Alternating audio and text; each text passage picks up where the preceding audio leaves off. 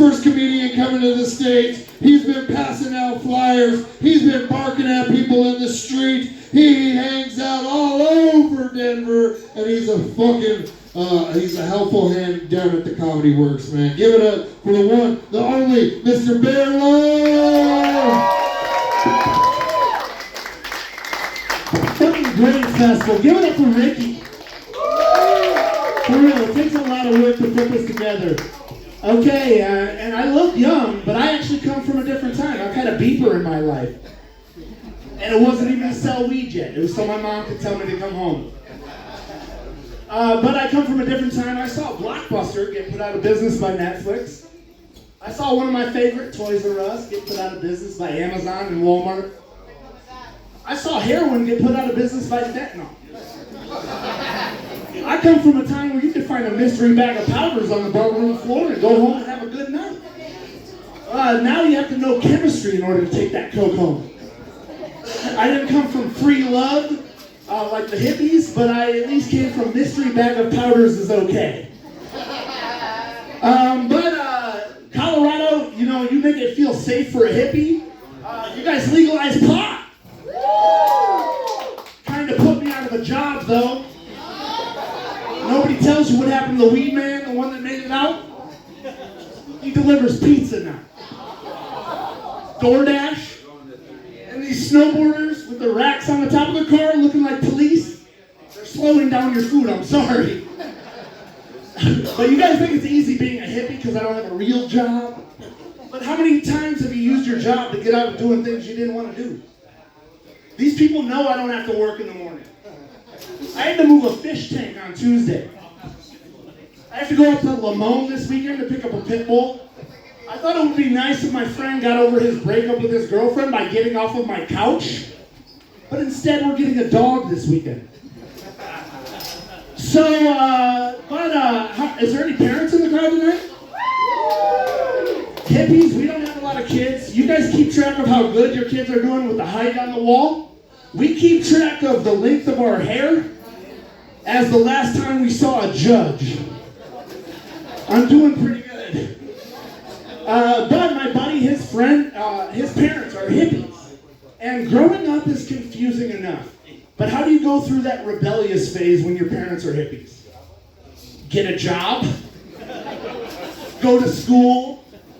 Get a degree? It's kind of hard to run away from your dad's teepee.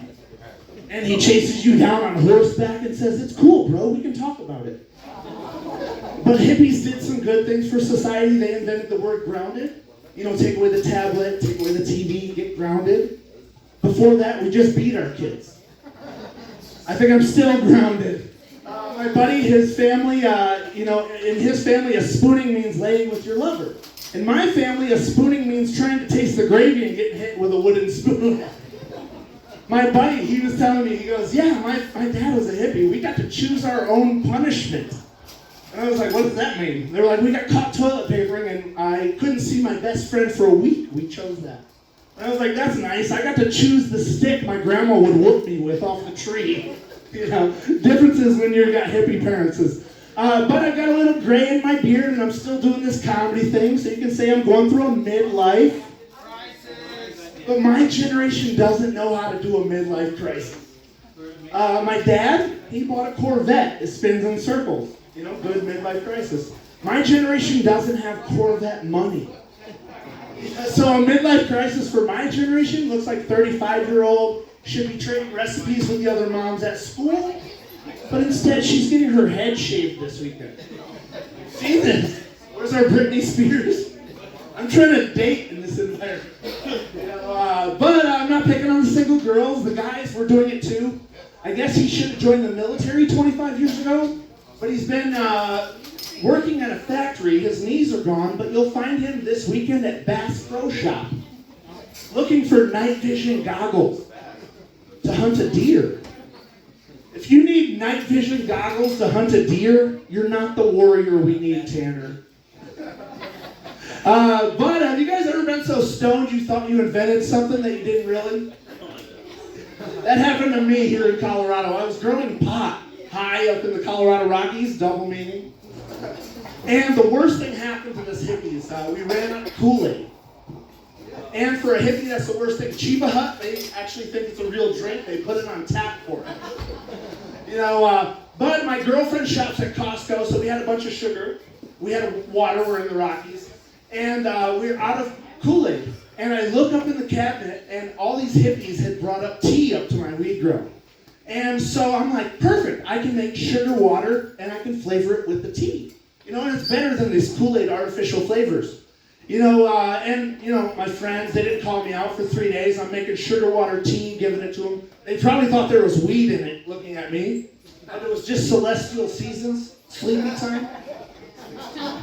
But, you know, your family will keep you in check. My cousin comes from Texas, and I was telling him I want to open up a stand selling sugar water tea at Red Rocks, you know, with the different flavors. And he takes a drink, he goes, "This is really good, Bear, but you did not invent sweet tea." Okay, let's bring Ricky back up. Have a good night, guys. Give it up for Bear Love one more